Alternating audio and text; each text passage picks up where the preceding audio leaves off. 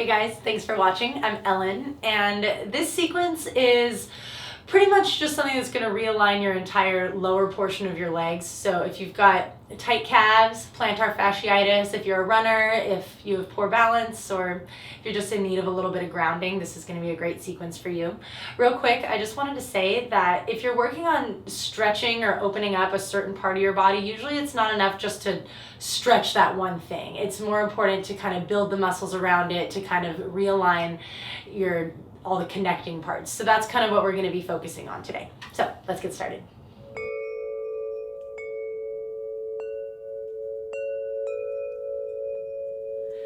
Okay, let's get started in mountain pose, standing with your feet hip width distance apart, Tadasana. Toes are pointed straight ahead, so look down. You want your second toes to be parallel, so it feels maybe a little bit pigeon-toed. That's you doing it right. So you want your knees to be over your ankles, hips over knees. You kind of do this with feeling. You don't need to look in a mirror or anything. Roll those shoulders back and down, and then ears over your shoulders. Palms come forward. So just take a moment there to kind of feel your alignment. If you tune in, a lot of times you can feel like a super gentle sway side to side. That's true balance. That's your body balancing. So spine is nice and long. Maybe close your eyes for a couple breaths. This is yoga. We're here to breathe and achieve self-awareness. Or to practice self-awareness, really. So taking a couple breaths there. And then as you breathe, feel where your alignment naturally places weight in your feet. So maybe you have your feet, like the weight is mostly towards the inside of your feet. Maybe it's more towards the outside, maybe one or the other. Just notice that. Just kind of see where it is. Don't worry about changing it. Don't worry about it being balanced. Just kind of feel your way into your feet. And then on every exhale, you settle a little bit heavier into that. And then exploring the feet. That's where everything starts. If you want actually any part of your alignment, you need your feet to be kind of in the proper positioning. So this is good no matter what you have going on. So I like to kind of place my hands on my hips for this, just for stability reasons. You're going to rock forward, kind of spread your toes out a little bit. Rock forward so that you're on the balls of your feet, just to the point where your heels almost kind of come up. So when I do that, I feel my weight more on the inside edges of the balls of my feet. See if you can kind of even it out. Bring it to the pinky toe side as well as to the middle side. And then once you've kind of found a little balance there, slowly, with as much control as you can, rock back until your toes all pick up, rocking into your heels. As you do that, maybe notice if your hips shift, anything shifts at all. So kind of tuning into those little minor motions here. And then just you can start to rock back and forth. Just kind of warming up. Not just your feet and the muscles in your feet, but the entire body system in terms of how it responds to that, because it's all sort of part of the equation. Everything's connected. So as you breathe, just back and forth. If you're feeling a little fancy with it, you can come all the way up onto your toes, and then all the way back to the balls of your feet lift off the ground. If you can't, if you fall back, that's okay. It means you're doing it right. Just back and forth. And then find center. Take another moment at center. Align everything up. Maybe you feel your feet a little bit more now. And then we're going to rock to the inside. So you pick up kind of the outer parts of your feet. Feel that contraction there on the outside of your ankles to roll all your weight to the inside. That's called pronation. And then roll all the way to the outside. It's called supination. Usually, especially if you run, you might know this, whether you tend to pronate or supinate. Everybody kind of tends towards one or the other for the most part. So this will kind of help you figure out maybe what you do more, what's a little more stiff. Waking up the ankles, your knees kind of respond, so just back and forth. Finding your full range of motion there. It might not be a lot because our feet and ankles tend to be really stiff. Just rolling back and forth. Breathing in and out through your nose. Try to do it with feel and not just like looking at your feet. I want to teach our brain to kind of proprioceptively take stock of everything without us having to look at it. So just back and forth a few more times.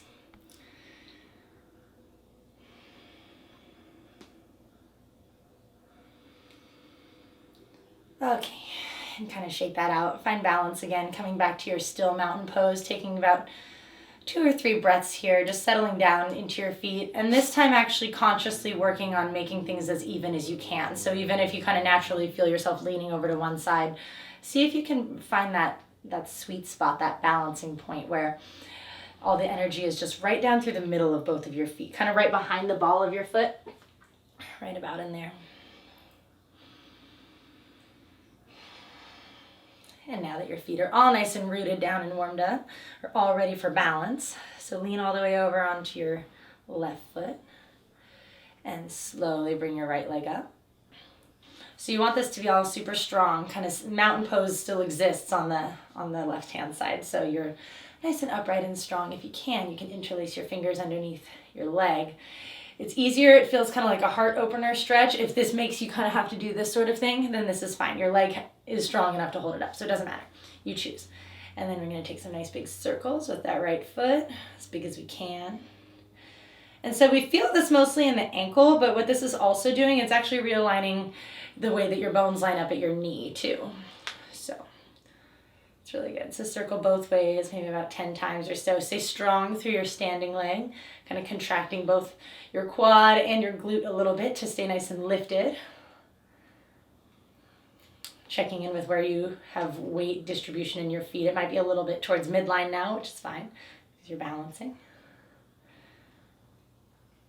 Good. Circling the other way. And then some little points and flexes, just straight, forward, up and down. A couple of those. All right, and gently bring that down. Shake it out a little bit. And set it up nice and easy for the other side, growing down into that standing leg, lifting your left leg up. If you can hold it there and still maintain your alignment as you bring your hands underneath your leg, you can go ahead and do so. Got some nice cracks on this side. Nice big circles. Get it as like dramatic of a circle as you can make it. Get your whole heel involved, not just like little toe wiggles. All those ankle bones are moving around. And circling the other way. You're getting little snaps and cracks. That's really good. The first thing to usually stiffen up as we age are our ankle joints. So this is really, really good for just maintaining your balance and fluidity of motion as you get older. A couple more. Stay with your breath. Noticing not just that wiggling action foot, but everything that supports it. Your standing leg, your heart being open. Good. And then after you've circled both ways, take some points and flexes. You might notice things moving around in your hips a little bit. This exercise does more than just your ankles. Again, it is because it's working on your knee, it's also working on your hip. Everything's connected. Good. And when you're done with that, shake it out a little bit. And then find your alignment, maybe kind of rock back and forth just a little bit. So it's important to kind of take a little bit of a break after each of these. It kind of lets your whole body like readjust to your brand new feet and ankles. So wait for a nice big inhale. Take your arms out and then up. Exhale to chair pose, sitting back into your heels. And then normally in chair, we want to just kind of stay with this nice upright sort of heart and everything position. You want your weight in your heels. This time we're going to kind of flirt with bear pose. So you're going to come all the way down. Your feet can be still hip width distance apart is fine for this one, better than together. So come all the way down with so your upper body can kind of come down. You want to come as far down as you can go without taking your knees past 90 degrees, and you want your weight to still stay in your heels. So it's like, it's not really a calf stretch, it's more like activating everything with your calves being as long as they can. That's what actually helps your calves grow in terms of like length. So coming as far down as feels good. Should be a little bit of a leg burner. And then sit your hips back as far as they can. That'll bring your weight further into your heels. And then reach forward with your arms and breathe. Oh. I am going. And then stay pressing into your heels. Squeeze your glute muscles. Come all the way out. All the way back up to mountain pose. Circle those arms back behind you as you exhale. Good. And then find your three-legged dog, or your downward dog. We'll go to three-legged dog. So hands are underneath your shoulders to start. Fingers are spread out. Take your feet back and then hips come up and back. Feet are hip width distance apart. little bend in your knees for this one, so your hips can really reach up and back. And first thing is it really never matters if your heels reach all the way down to the floor. I mean, some people's heels can, some people's heels never do reach all the way to the floor in downward dog. Mine can, but I feel better in downward dog with mine up a little bit. So just try and just breathe that expectation out if you have it of yourself. Just letting it go. Couple breaths here. Your heart is reaching down. You're pressing into your hands, the same as you were into your feet. You want to kind of feel all those contact points, not just dumping into your wrists. You want everything to be strong there. And then roll onto the pinky toe sides of your balls of your feet just a little bit more so you're not collapsing inward. Couple nice big breaths.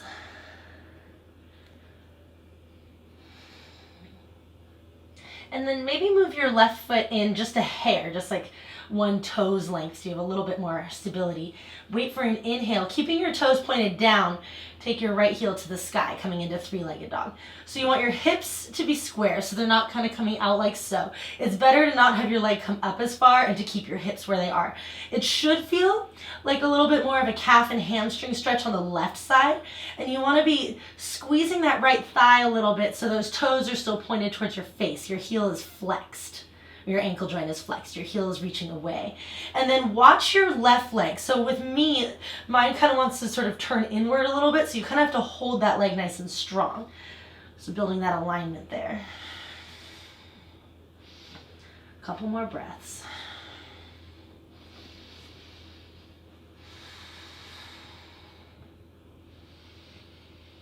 Good.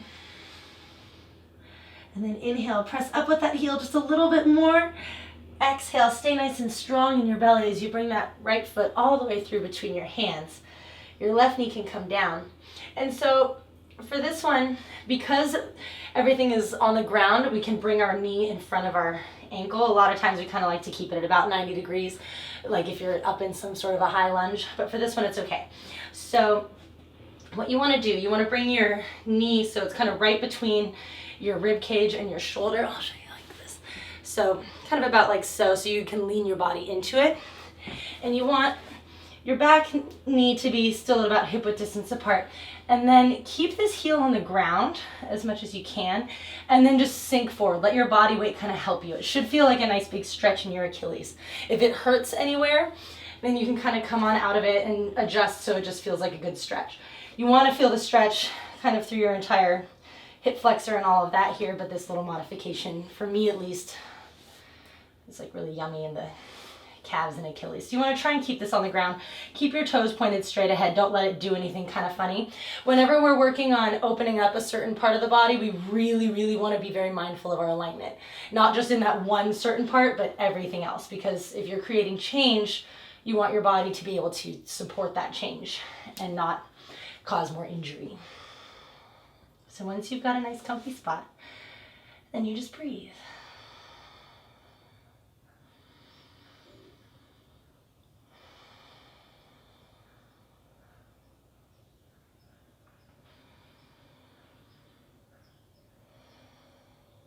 So on every exhale, you kind of feel the weight of your body kind of coming forward, bringing that knee forward.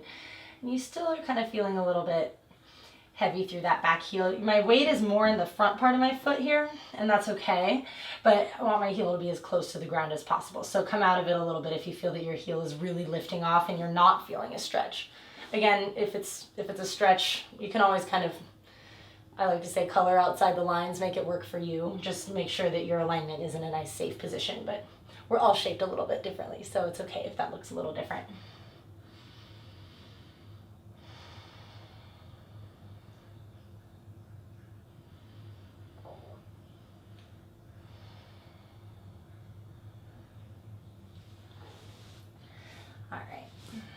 Then spread your fingers out, curl your back toes under to start, bringing your hips back to release that, coming back to downward dog. Kind of shake it out a little bit. Pedaling those feet out, maybe straightening one leg and then the other. And then when you're ready, three-legged dog on the left-hand side. So I can't lift my left leg up near as high as the right. I just have a little bit of a misalignment there, which is fine. So I'm not going to lift it up quite as high. Again, watch your right leg. Make sure that your knee and toes are still pointed straight ahead, that your thigh is still pretty tight. And you're reaching up through that heel, your left heel, but those toes are still pointed straight down. So most of the sensation, I at least feel it mostly on the right. Again, watch your arms, watch your chest, still staying really long through your upper body. Breathing here, a few more breaths.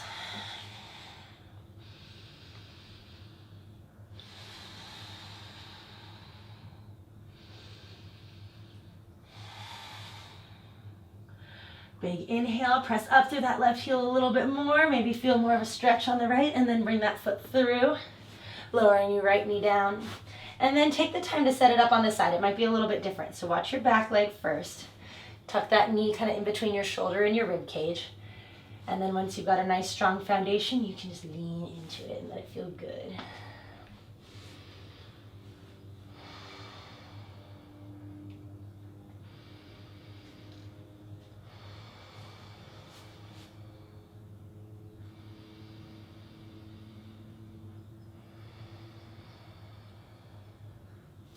Again, every exhale you lean a little more.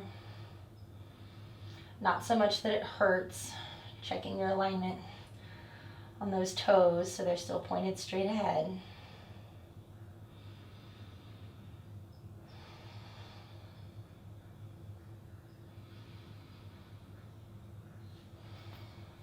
Working on breathing down into your belly as much as you can, breathing kind of lower into your body. Working with the feet and the legs helps to kind of open up our root chakra, which is very grounding. It helps to release anxiety and kind of help kind of slow and calm those sort of frenetic thoughts in our brain. So take advantage of that by kind of really breathing down into your lower body.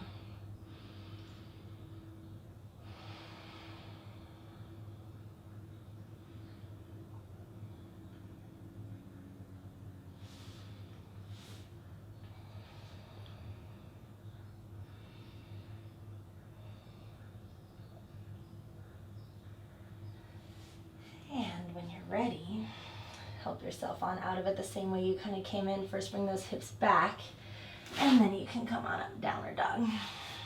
Shake it out.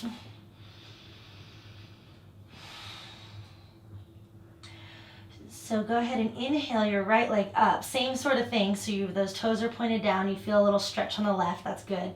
Exhale, bring that leg through. So I just want to really quick go through kind of warrior one and warrior two and talk a little bit about feet position. So for warrior one, you want your back foot to be about hip width distance apart. So it's like there are little train tracks on your mat. So the ball of your foot is about hip width distance apart lengthwise from the other foot, if that makes sense. And then press into both feet. Keep your knee bent. Belly pulls in as you inhale on up. So with this one, really important. Warrior one, a lot of times it's kind of not so awesome for the knee, especially if you're tight in the legs. See, it kind of like has this, it's called internal rotation, where your knee kind of needs to come in a little bit. If you're tight in the hips, that may or may not be accessible. And so if you can't get your back heel down in warrior one, better to take crescent lunge, which is, I usually take this one anyway, just because it's a little better alignment wise for your hips. So you just bring that back heel lifted, or just take a little bit wider and a little bit gentler of a stance. In warrior one, you want to be able to feel your weight all the way into your heel. So if you're kind of coming forward and not able to get it all the way down, then make it so that way you can take just as wide of a stance as you like, and kind of you want most of the power to actually come from that back leg. We feel it a lot, like, oh, the lunging leg forward. You want to kind of have as much of it coming from that back leg as possible. So make the pose work for you. This is one of those poses where it might not look how everybody else's looks in imaginary land where we compare ourselves to other people. I try not to live there anymore. So that's your happy warrior one. I prefer this one just because it's easier to get your hips in alignment, but play with both. And then for warrior two, the foot alignment is a little bit different. So your back foot, they're kind of on like a balance beam now. So your front heel, your right heel, and the back arch are lined up. They're not kind of separate. And then on this one, it's a hip opening kind of, so you are like spiraling open and out from this. So you're pressing into your pinky toe sides of your feet. And same thing, you want to be really strong through that back leg and be able to kind of get that heel on the floor. Usually this one's a little bit easier to get your heel on the floor, and if you can't, same kind of thing where you just want to kind of shorten your stance up and make it work. It's so much more important to have the proper energetics where you're able to press into your heels and able to bring your feet into the right sort of alignment, opening them up and all of that, than it is to have your heel on the ground. Your body will be able to find that and grow into that space over time if you set it up right. So don't cheat, don't take shortcuts, or you'll end up taking yourself back. So that's your warrior two. And just because warrior two feels good, let's just be here for a breath. Nice and long. Through the spine, long through the arms. And then cartwheel your hands down. We're just gonna go really quick on the other side just to keep us even. So inhale that left leg up. Exhale, bring it on through. And then play with your warrior one on this side. So you can take that foot out, feet about hip width distance apart, back foot at about 45 degrees. And with this one, it's like your thighs are kind of squeezing together. It's the opposite of warrior two, where they like are really opening up. You want your thighs to be squeezing together, and you want to be strong again through that back thigh a little bit. So you can kind of lean into that back heel, and that lifts you up a little bit more. So play with that, see how that feels. So you're kind of leaning into the pinky toe edge of that back side, but more it's like you're kind of leaning back into the heel a little bit, and your feet are really active. And if you can't do that without, like, see for me, I can't really get all that deep into it, so I kind of do a little bit better when I bring it out heel. So take a couple breaths, sort of explore that. And with all of these, this is not the way our bodies, like in modern society, are meant to work. It's difficult to have really open hips and be able to get into a warrior one positioning for most of us. So be patient, don't force it. Love your body through it. That's what yoga's for. And again, crescent lunge is always an option. If you're working on just like wanting to burn calories, build energy in your lower body, get really strong, crescent lunge is usually better because you can like really get nice and deep into it, and your alignment's a little bit safer. So fun stuff there. And then warrior two, same thing. Take that back foot out, bring it in line with your other foot, pressing into your pinky toe sides. And then sink into it. A couple breaths there just to kind of feel it. Feel the difference in your legs. It's like the outer parts of your hips are working in warrior two to bring you open, where in warrior one, it's more the inner edges of your hips are working. And then cartwheel that one on out. So I want to talk through this one alignment exercise that I give my clients who have misalignments or stiffness in the calves, hamstrings, or lower body. So I've got my left foot first. So let's start left foot first. You want to line your legs up like they're on a little balance beam. If you can, get that right knee all the way up towards that heel. So everything's all nice and in alignment. This one, by the way, if you're tight, awesome to have like a chair or like a block or a coffee table is usually really nice. Something like that. Or you can just use the floor, and I'll show you where we're going with this. But you can have your hands like up on something. So just letting you know.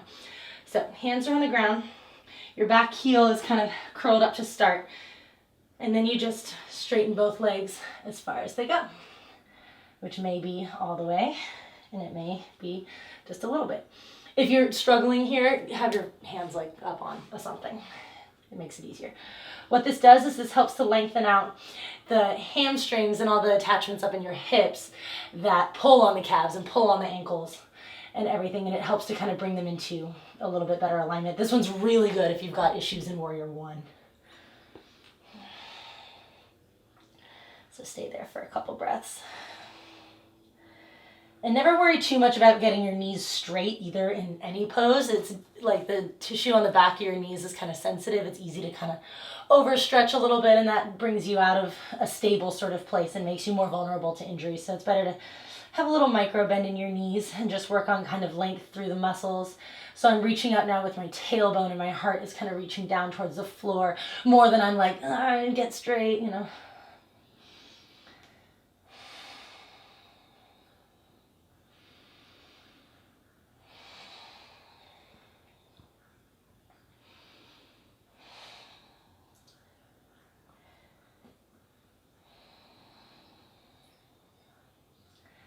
And then when you've had enough on that side, gently come on down.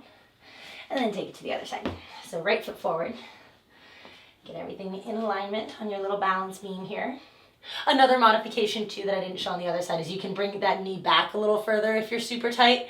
Just make sure that it's still on your balance beam. So you choose. I know that I'm tighter on this side, so I'm gonna kind of bring my hands up onto something. It's better if it's more solid, but this is what's here. And then you want to try and keep your hips level. So mine kind of want to go off to this side a little bit. I'm actually going to have the floor, it's a little bit more stable. So you want your tailbone to be pointed straight back behind you and not kind of over to one side, over to the other side. If you can't feel it and you're not sure, just do your best guess. And then maybe if somebody spots you on it, if you're really concerned about it. And back to your breathing.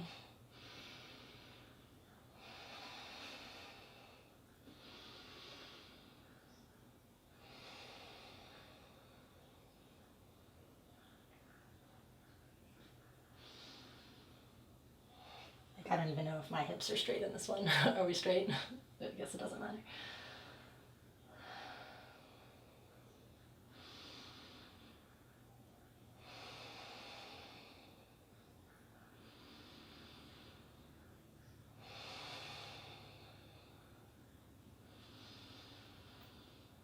All right. And then bring yourself on back down. And then come to lie all the way on your back. Gonna shake out all of that a little bit. Maybe hug your knees into your chest. Rock side to side. Just a little break for the low back. And then we're gonna take bridge pose. So feet hip width distance apart. Press into your heels. And then squeeze your glutes, just kind of lift up a little bit. This just kind of fires up the back of the body now that we've opened up a lot through the hamstrings and the hips. This just kind of activates everything in a nice, even sort of playing field. So it's a good integrative pose. Maybe walk those shoulders away from your ears and breathe. Reaching away from you with your knees, pressing into your heels, kind of pressing into the entire foot. Once you're lifted up here, you want to keep your heels primarily where your weight is as you lift up, but once you're in bridge pose, you can kind of even them out a little bit. And then roll your arms out to the side, spine rolls down from top to bottom, one vertebrae at a time.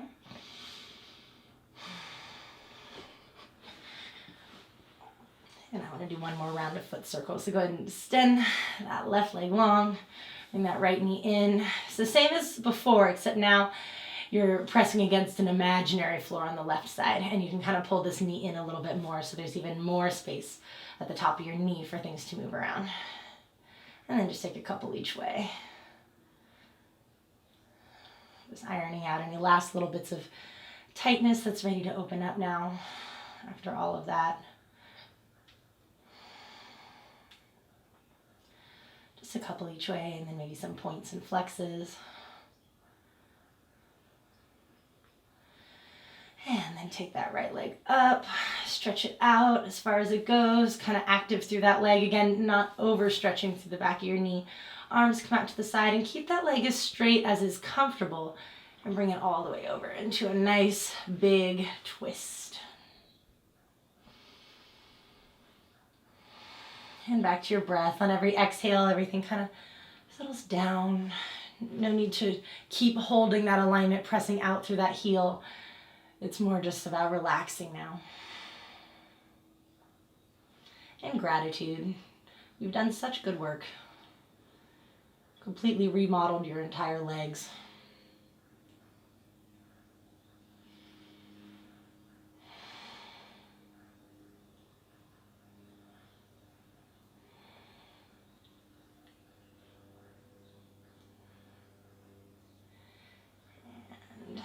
Bend that knee, pull your belly in a little as you come back to center. Little hug for you for how great you are, and then take it to the other side. So right leg extends all the way out, nice stretch through that hip there. Toes point straight up to the ceiling, and then on the left you take your circles. Shoulders down away from your ears.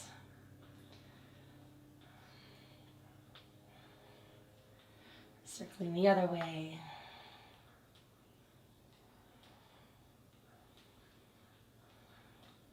And some little points and flexes, opening all of this up.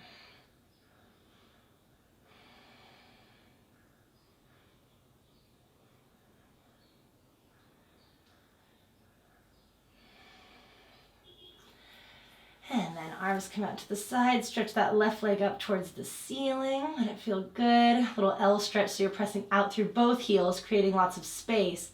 And then you can kind of let go of that tension there as you just come into your twist. And exhale it all out. Just let gravity do the work here.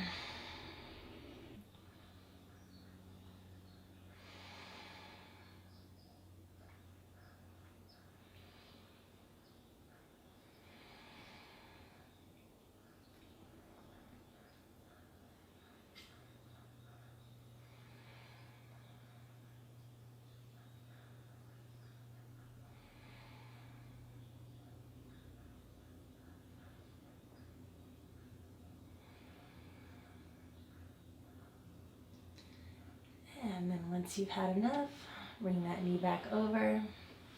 Belly pulls in. I like to do one last little hug before surrendering to your final Shavasana, corpse pose. Letting your body integrate and let your brain kind of catch up with all the work that we did. So don't just jump right into your day if you have a couple minutes. Couple nice deep breaths, and then just let everything go, relaxing down completely.